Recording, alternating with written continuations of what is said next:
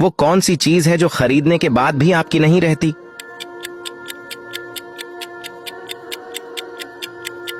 जवाब है कफन।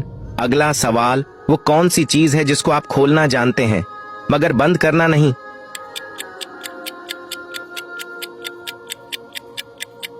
जवाब है एंडा। अगला सवाल, वो कौन सी चीज है जो पानी में गीली नहीं होती?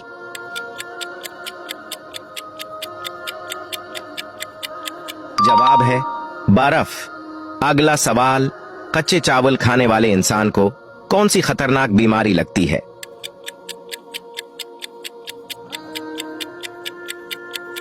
जवाब है जोड़ों की। अगला सवाल, वो कौन सी चीज है जो हमेशा ऊपर जाती है और कभी भी नीचे नहीं आती?